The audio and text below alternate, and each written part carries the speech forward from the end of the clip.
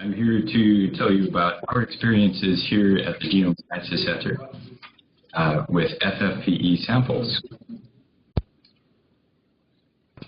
So for anyone who doesn't know, the Genome Sciences Center is here in currently sunny Vancouver, British Columbia. We're an organization that employs about 300 people split between researchers, students, and staff. We are focused on using current technologies to try and provide better health care.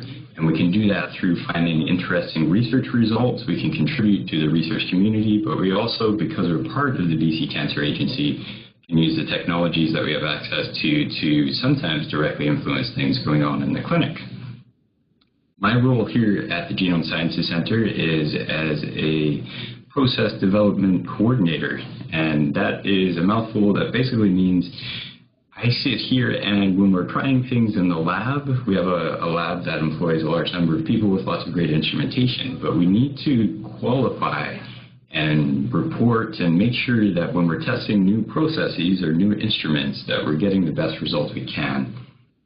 So one of my roles here is to look at the results and look at the statistics and things that we can pull from these processes, try and come up with the best results. I also do the same sort of work on the bioinformatic side. So sometimes we're asked about why do you use a particular aligner or a particular variant color, things like that. And I'm involved in the testing to try and come up with the right decision so that we're creating the best results we can. So here at the Genome Sciences Center, we've been fortunate enough to be sequencing things now for quite some time. So in this very busy, admittedly, plot, there is a pie chart in the top left-hand corner showing the numbers and the relative amounts of each of the different types of libraries that we've constructed for sequencing over the years. The total is just over 90,000 libraries, so obviously to get to the state where we have this number of libraries that we've processed, we have a lot of automated things that are set up. So we use robotics and high throughput processes so we can handle plates of samples without having a whole lot of extra work for people. When we've created this many libraries, the bar chart underneath is just showing how much sequencing we've done here.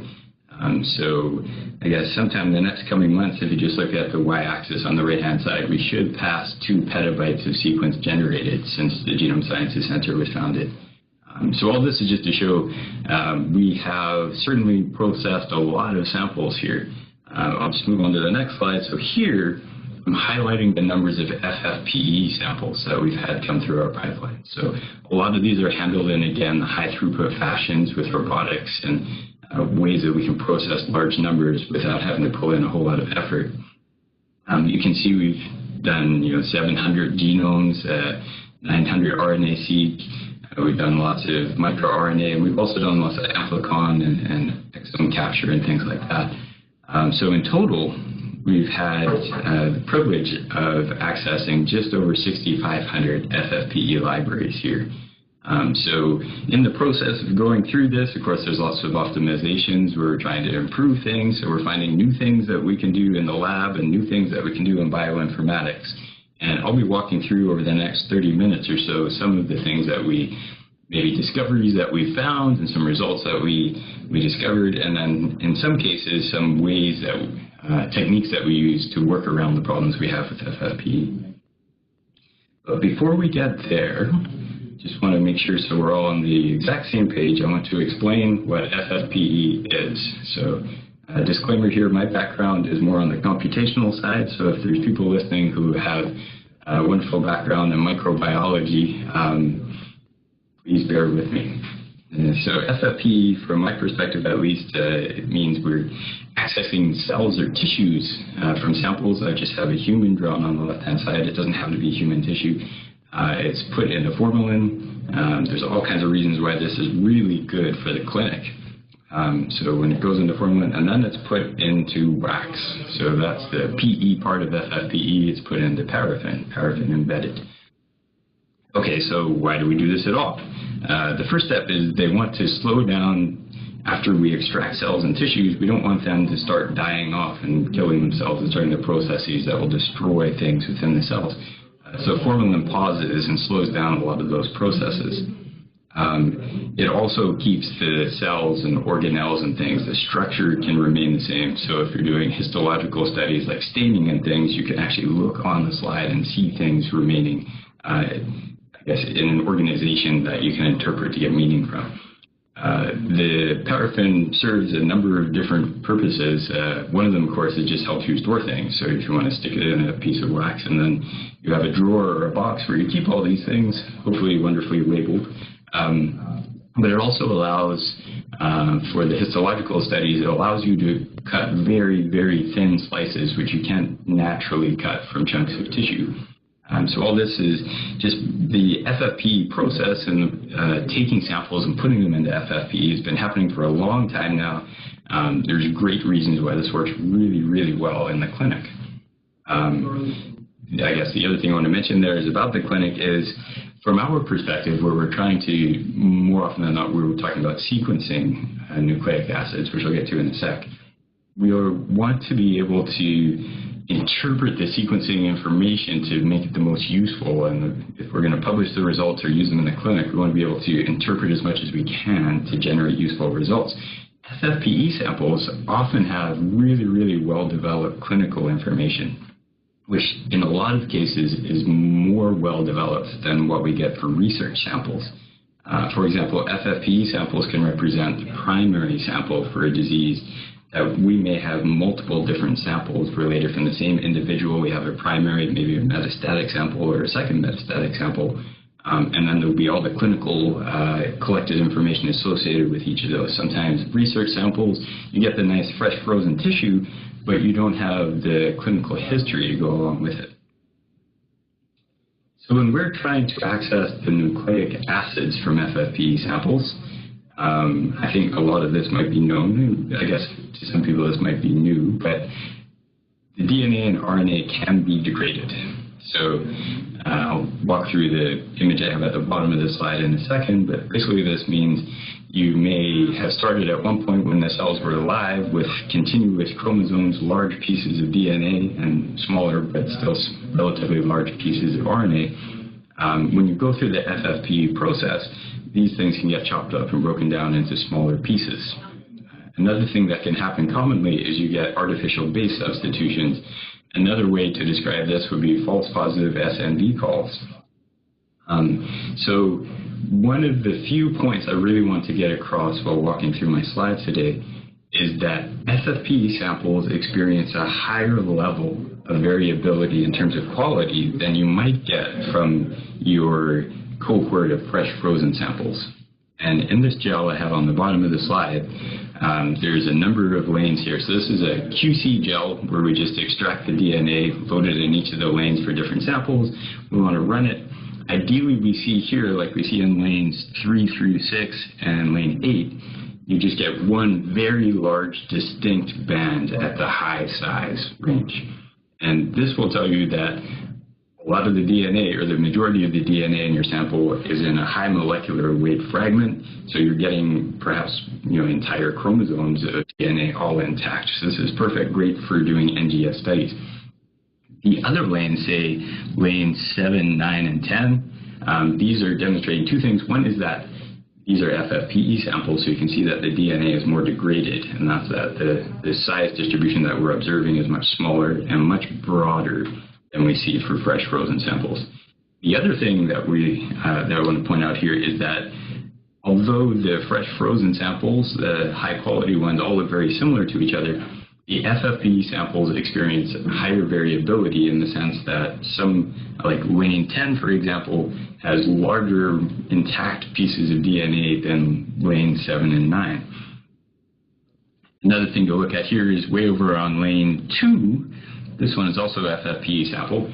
So this one isn't very degraded in that it doesn't have the long smear, but it does, and maybe you can see this if you squint really close, it does have a large, or a faint band that's at the large size range. So this is also showing that not only do FFPE samples experience different levels of degradation and have different fragment size that are available, but they also experience large variability in terms of yield. So just how much DNA or RNA can you pull out of these samples? As I walk through the slides, the next 10 or so slides that I show you for results that we can generate, we pretty much always see more variation in the quality of FFPE than we'll see in what we have in a cohort of fresh frozen samples. So I showed on the last slide that we can extract DNA, we can run it in a gel, so it really does look like it is DNA. So it should come as no surprise that we can take that DNA, put it through library construction, and sequence this stuff and get results out the other side. So in the slide here, I'm just showing that when we start with an FFPE source, and I guess you'd step back for a second here, the green dots in this plot, these are fresh frozen samples that came from the same individuals and the same tumors as the purple dots. So for each green dot, there's a corresponding purple dot which came from the same sample. So in here we have the green fresh frozen samples, which of course have very high alignment rates. When we start with fresh frozen tissue, we hope that all the reads align to the reference genome and there's nothing swimming around or no contaminants in there. But it's also pleasing to see that when we use our FFPE process, we are also seeing the very vast majority of the reads that we're sequencing in our genomes do represent the reference genome that we're looking for. What I'm not focusing on here too much is the left-hand side of the plot where there is this long tail which corresponds to what I'm listing as unmatched FFPE. These are FFPE samples which don't have matched fresh frozen, so I'm not going to focus on them too much, but I do want to point out here that this does dip down significantly. And this is, at this point, I just want to take the opportunity to say we get this sort of thing, this variable in these FFPE samples, because, like I showed in the previous slide, there's often a very large difference in terms of how much DNA you can pull out of the samples. And if you've been working with hundreds or maybe thousands of fresh frozen tissues, you might find that you always get between, say, 400 and 500 nanograms of DNA that you go into your library construction process with. So maybe there's some assumptions that people would make and say, well, we're always getting that, and you can do that with fresh frozen samples. What we found is when we go into FFPE and look at a few hundred or thousands of samples, we have to adjust some of the assumptions that we made previously. And maybe that means we have to do more frequent quants, or we have to use a more accurate quanting technique so that we can hit the target and get the right amount of sample into our library and then get the right amount of library loaded on the sequencer. So what else can we find when we sequence genomes from FFPE sources? Again, these are the matched FFPE and fresh tumor samples. On the left, I'm showing the duplicate rate. So there's a couple of things going on here. We do obviously see a much higher duplicate rate. So these are duplicate reads after sequencing. They align to the exact same position. We get a higher duplicate rate in FFPE. This comes for two reasons, really. One is we're often going into our FFPE genome library construction with lower amounts of DNA than we are with our fresh frozen. Our fresh frozen tissues here are made with a PCR-free library construction technique, which, because it has no PCR, has fewer duplicates. The FFPE process, on the other hand, does have PCR involved. So we do anticipate that we're going to have a higher duplicate rate, and we do see that come out here. We also see that there's two groups of FFPE samples here, and this just shows that depending on the cohort that you're looking at, you can often get some really good ones and really poor ones, or maybe two different sets of quality mixed into one group. On the right-hand side, which you may have seen already, there's a properly paired alignment. So here we're talking about, I'm using my hands, which I don't believe you can see because you're looking at my slides instead of the video feed, but when we sequence Illumina paired end reads, we anticipate that both reads in each pair will be pointing at each other, and they'll be within some expected or anticipated size range.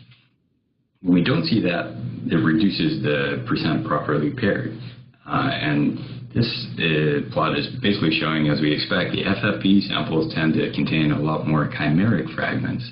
But again, there is a cohort of FFPE samples that are just slightly lower than what we get for fresh frozen samples. So again, high variability, but there is this artifactual presence of something that's a little bit different in FFPE than we get in fresh. Okay, so here's the exact details about the insert size. So still talking about the same samples where we have fresh and FFPE from the same source. We're showing very strong statistics here, if you like to use p-values, that the FFPE libraries that we construct just have lower insert sizes overall than we get from our fresh frozen sources. So on one hand, this is just academic. It's good to know that we're getting smaller insert sizes. Maybe we should adjust for that somewhere. It's good to anticipate and see that this is happening. But I will get, maybe in a few minutes when I start to talk about SNV calls and structural variants, there are ways to deal with the small insert sizes if we start to see certain types of artifacts in our results. Speaking of artifacts, this is something that we discovered in some FFPE data over the last couple of years. So previously, I just mentioned proper pairing results, and this is independent of what we talk about in proper pairing results. So here, just on the top gray box, there's two gray reads. So this is just pulled from an IGV screenshot, if anyone's familiar with that. So there's a gray rectangle at the top that's pointing to the right with an arrow on the end, and this is the left hand. We can call this read 1, and then in the opposite direction and slightly overlapping in the middle is read 2.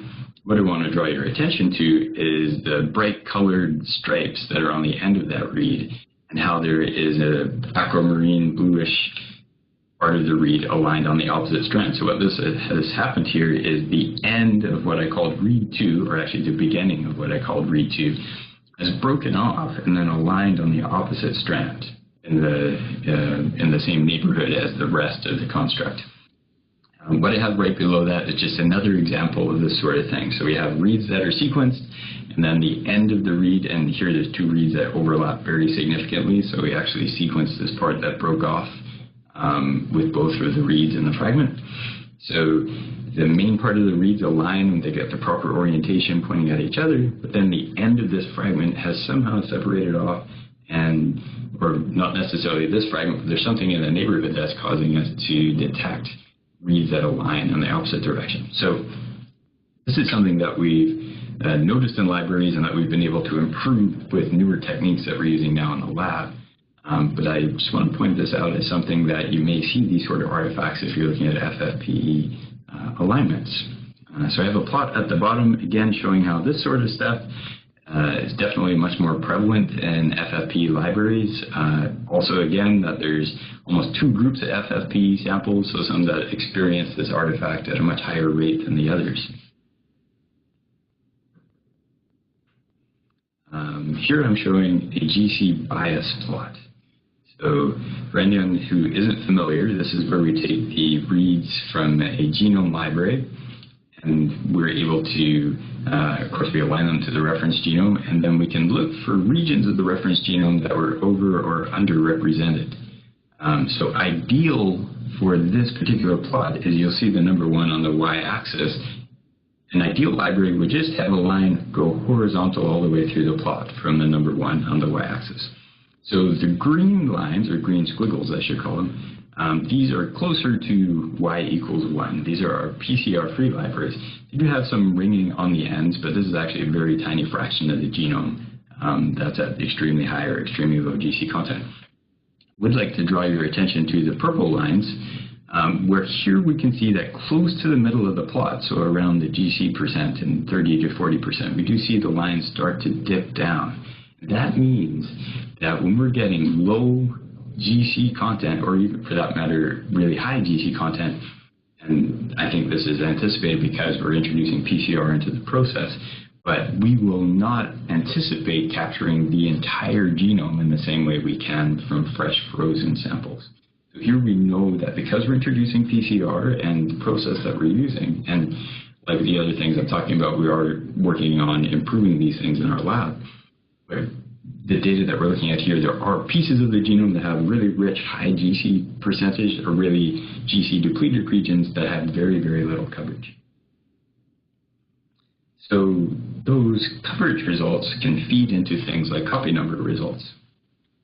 So here I'm showing two plots side by side. One is fresh results, and on the right-hand side it's FFPE. Just to give you a bit of background on these if you're not familiar with these sorts of plots. So we extract copy number estimates from our genome sequence data by aligning the data from a matched normal genome, so usually from the same individual, to the reference genome, and then taking the tumor sample and putting it through the same process. And that allows us to get a ratio of how many tumor reads to normal reads are at each position in the reference genome.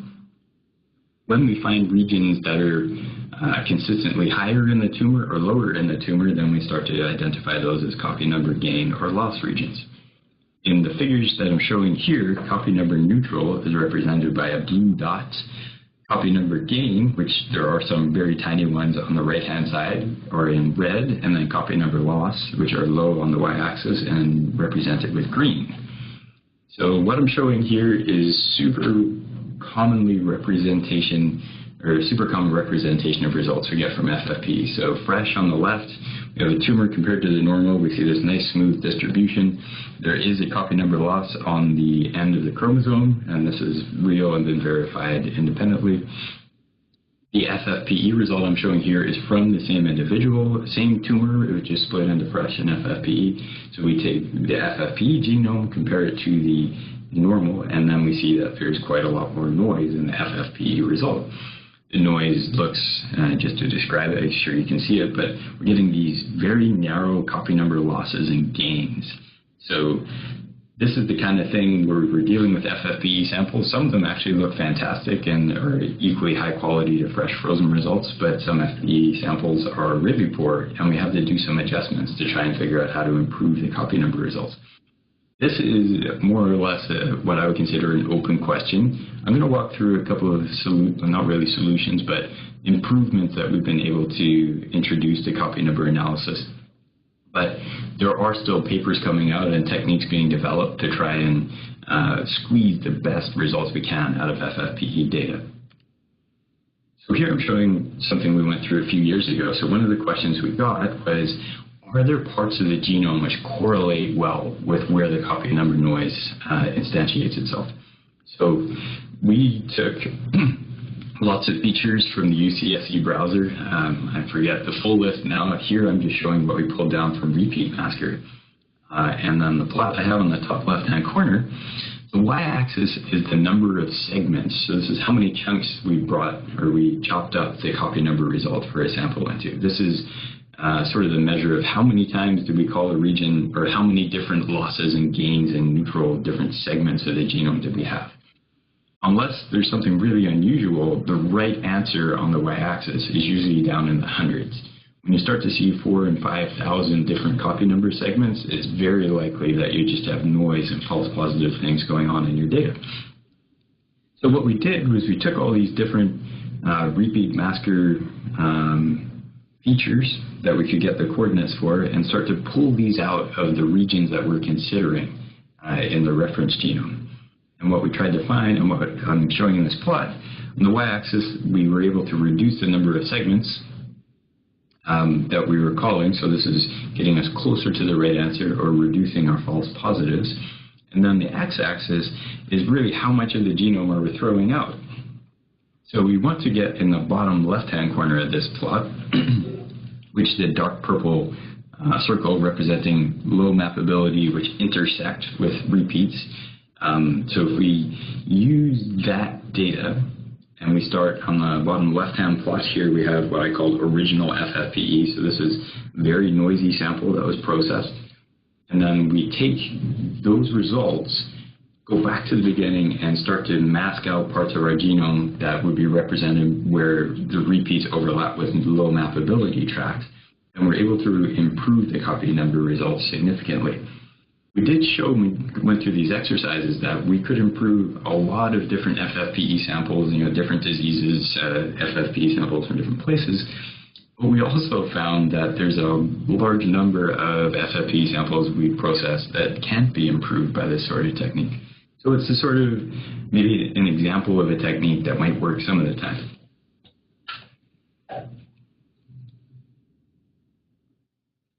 Okay, on the next slide, we're still talking about the copy number problem. I think anyone looking at these plots, you probably arrived at this idea on your own, just looking at the noise, and that is, what happens if you just make the bins larger? What happens if you just start to smooth out the noise by using bigger chunks of the genome at a time, and then you should see less noise on the y-axis. So what I'm showing here in these 4 plots is a single chromosome from an FFPE sample. And way down, right at the end of this chromosome, you'll see in the top left-hand corner, there's a little green speck. So this is something that we know is real and that we want to be able to find. And then we're tuning, throughout the plots here, we're tuning the size of the windows that we're using for copy number analysis. And you can see very easily that as we reduce, so the plot in the top right, we're using windows that are 10 times the size that we had in the top left. Here we've reduced the noise significantly and we can still detect this copy number loss.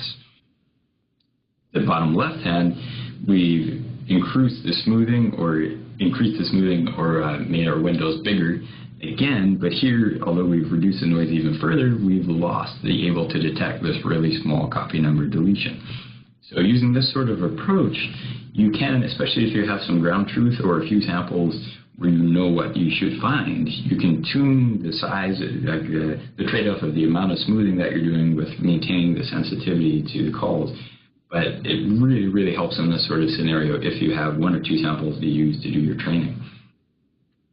This approach for just using what I explained here is very basic smoothing, but there are published tools like one I've cited here called Canvas, where they have techniques involved based on signal processing techniques where they sort of throw out anything to do with biology, and they're really just thinking, okay, this looks like a noisy system.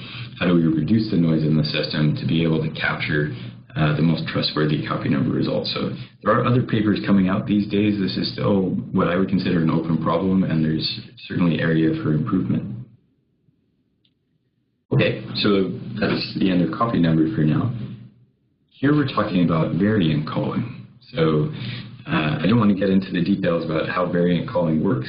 So assuming that everyone is familiar with that, here I'm just showing, so in FFPE reads, on the top we have read 1 and read 2, and this red mark that I'm showing represents what I'm calling at this point a false positive. Of course, you wouldn't know that for sure in practice, but just for the example, this is a false positive, a thing that's happened in our fragment of DNA that's not real in the sample from which the DNA was derived. So we see this in read 1 and read 2 at the top. These are separate reads and they don't overlap. So this would amount to one observation of this false positive. But when the reads overlap, as I'm showing in the middle, this could actually show up as two unique observations. And I'm using the phrase unique observation here because, you know, two different reads are sequencing the same fragment, so it's only in one fragment. But lots of tools, and this is something we're running into when you're using variant calling or other types of tools, they interpret multiple reads as completely independent observations. So in a situation like FFPE, where it's very frequent to have low allelic fraction noise floating around, and that noise is coming from the fragments that you're sequencing, so it's not sequencing error as much as it's the thing that you're sequencing has these false positive base changes within them. When you have overlapping reads, a variant caller might see, oh, I have two observations of this, so this is real. When in fact, it was only in one of the fragments that you're resequencing. So I'll show an example in a sec about how to improve this and actually to maybe convince you that this is actually a problem.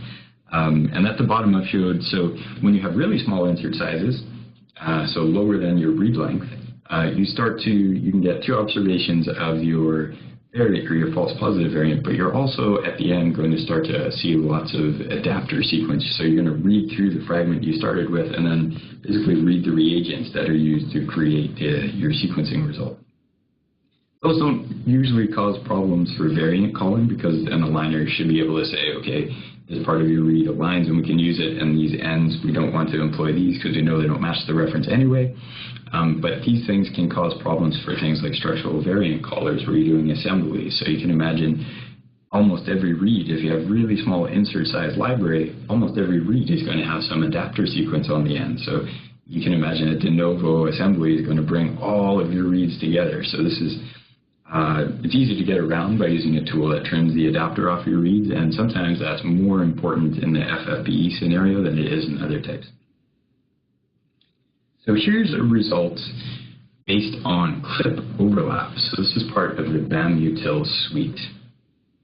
I've shown on the right-hand side, just taken from the previous slide, so read 1 and read 2 are overlapping. There's only one fragment, of course, that had this false positive base change within it, but it's going to be used as 2 observations this is based on Strelka here. I'm not singling it out as a tool that's doing things wrong. In fact, Strelka is one of the better tools I find.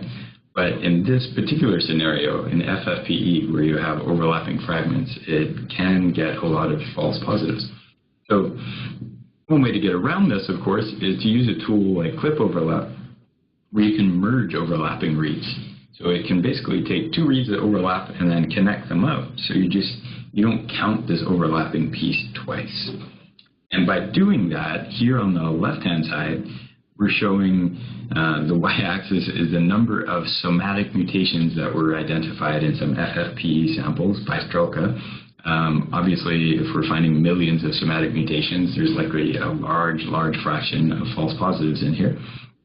But we can find significant reduction in these false positives just by simply processing the bounds so that the 2 reads that are overlapping are trimmed such that we only report 1 observation from each fragment. This supports excuse me, something I was mentioning earlier, how FFPE samples can be very different. So the first 6 FFPE samples on the left have many false positive reads. We can reduce those false positives sometimes by half. But in the last 5, where you still see some orange bars, here we can reduce a larger fraction of the false positives. Here, false positive is easy to assess because we have the fresh tumor from the same source, so we can compare the FFPE results from the same source that we have the fresh results. So if we find something uniquely in FFPE, more than likely it's a false positive. Here's another example of variant calling, and this is encouraging. So we know that we're going to find some number of base errors when we sequence FFPE data. But what we can find now is when we're using various tools, and this is true for Strelka as well, we can find that the quality scores, which usually we wouldn't tune for fresh frozen because most everything that comes out is super high quality and we trust it, in FFPE, we're starting to see enough false positives where we have to think about, are we going to use the default parameters or not? So this is very encouraging to show that if you have a tumor in isolation, so an FFPE sample where you don't have the normal, and you just want to call the variants, of course at that point you're mixing your germline and somatic variants, but that's a separate discussion. Here, if you just call variants on your FFPE sample using SAM tools and use that quality score that's reported, you can tune on this nice operating curve to say, do I want to be more sensitive or do I want to be more specific? So this was encouraging in this plot because there's a number of samples that have very high specificity within the FFPE cohort, 99%, and relatively high sensitivity. Sensitivity here, like I was mentioning before, can be attenuated by, say, things like GC bias, where there's chunks of the genome that we know we're not going to capture. I also want to point out here again that there's a large spectrum of FFPE qualities. So each line on this plot represents 1 FFPE sample. So there's some FFPE samples all grouped together with really high sensitivity and specificity. And then there's sort of a tail that trails off where we get lower and lower quality. So again, there's good quality FFPE and lower quality FFPE. But from each of them, we can generate reasonable variant calls.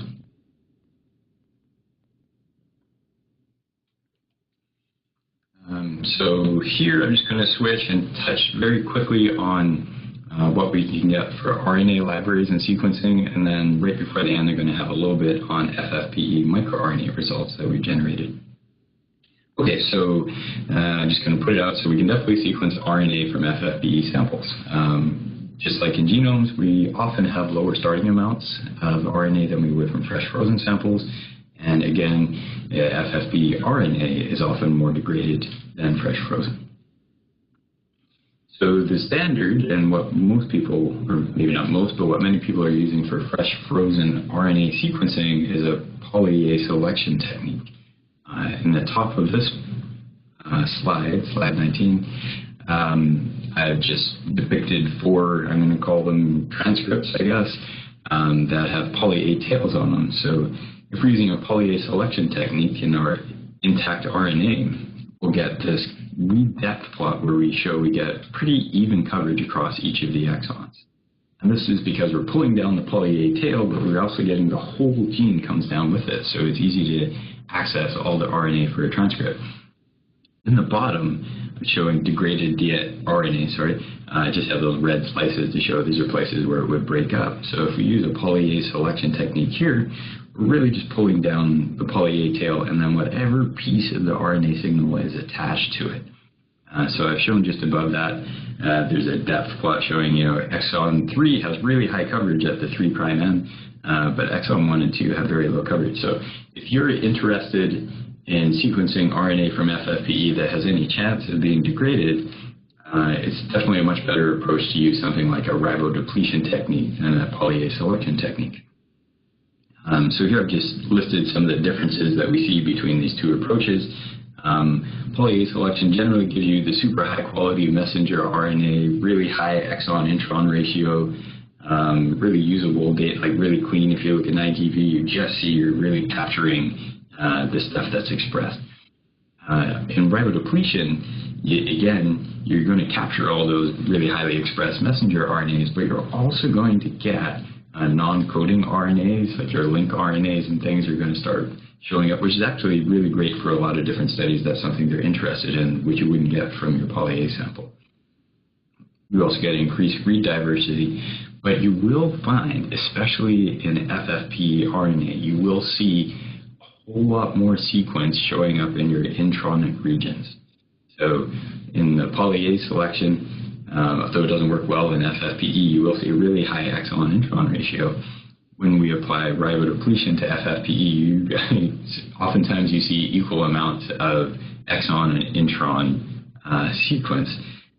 That becomes important depending on what software you're using.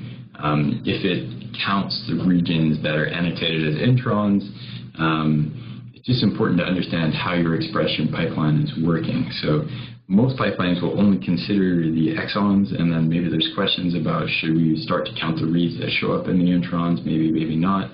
I'm going to show on this next slide just an example of what this looks like in IGV. So in the IGV plot I have here on the top, we have fresh data from, I think in this case, a different sample, but more or less representing what we see across the board. We do see a lot more intronic, I don't want to use the word contamination, but intronic presence, I guess.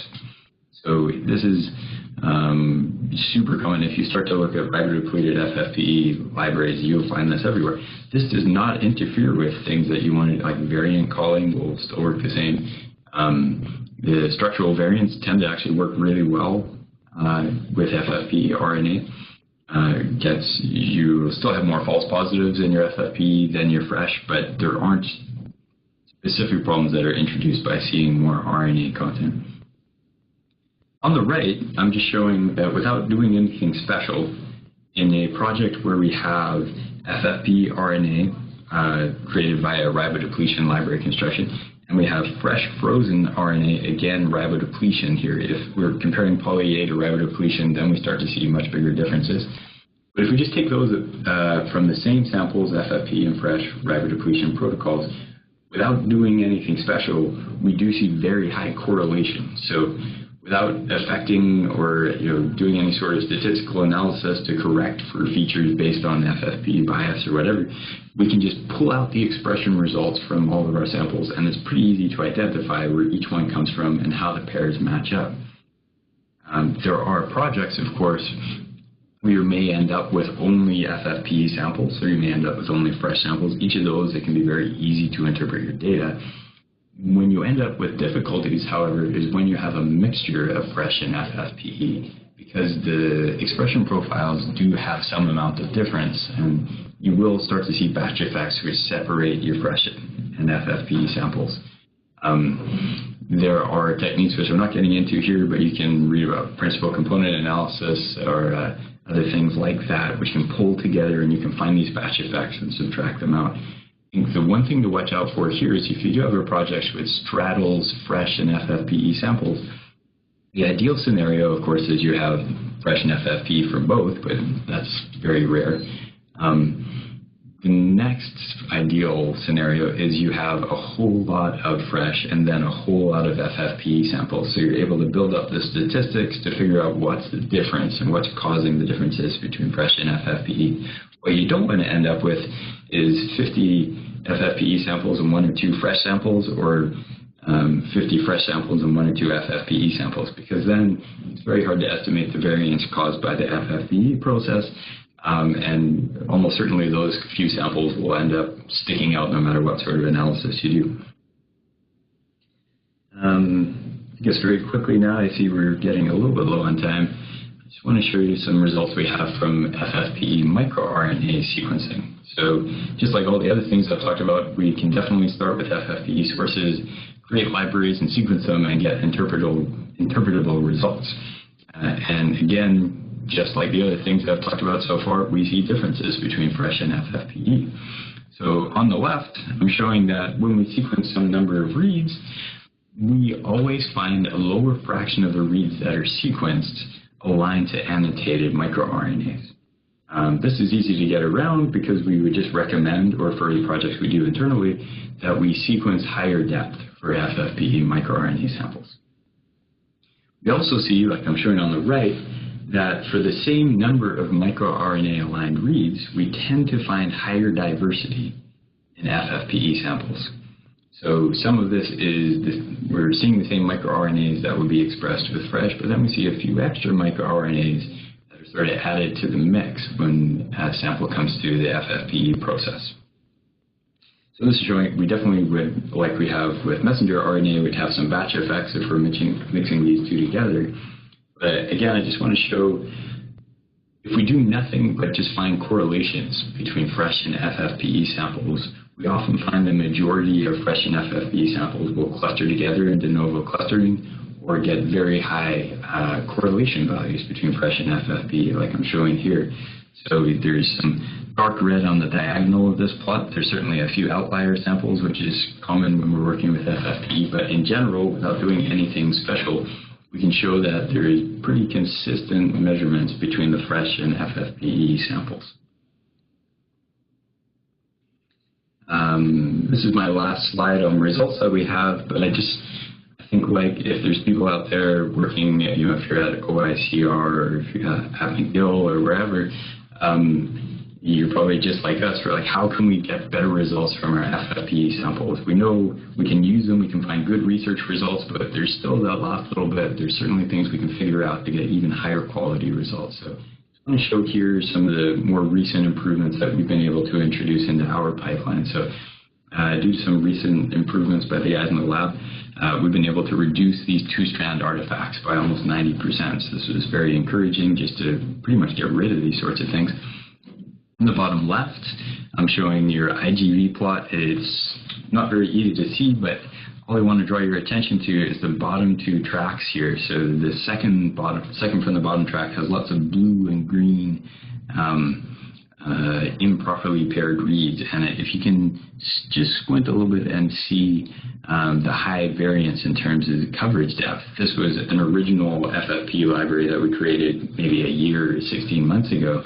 And we have been able to recently find newer techniques that we can apply to generate the bottom track, where we have almost gotten rid of those improperly paired reads and a much more even coverage track. In the top right, pretty much the same data. Here we're showing that we had an older FFPE protocol, which was green, which had a much more biased GC profile, which would separate it out from its fresh frozen brethren.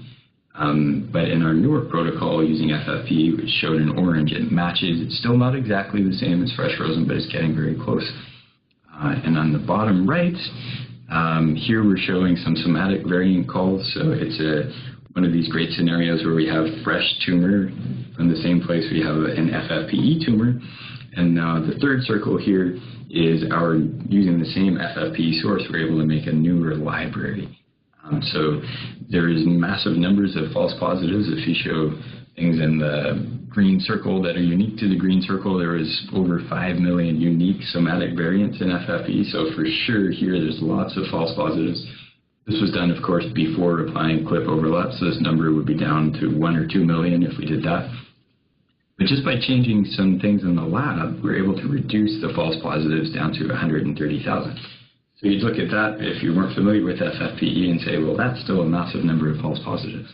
But I think that it's encouraging, at least for us when we look at this, that we're still able to find things that we can apply changes to still squeeze better results out of FFPE sources. Here's a list of publications. I think I might just skip over this quickly now. If anyone's going to be at ASH this coming weekend, you can talk to Bruno Grand.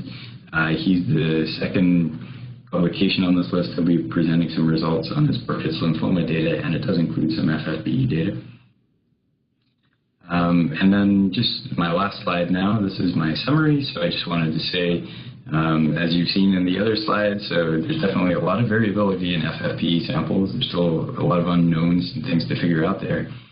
But almost regardless of where they come from or how things have been treated, we are able to extract nucleic acids from those sources and generate DNA and RNA libraries. Of course, those are varying techniques, but more often than not, we're able to yield useful, if maybe not clinical, but research results that can contribute to the research field from our FFPE sources.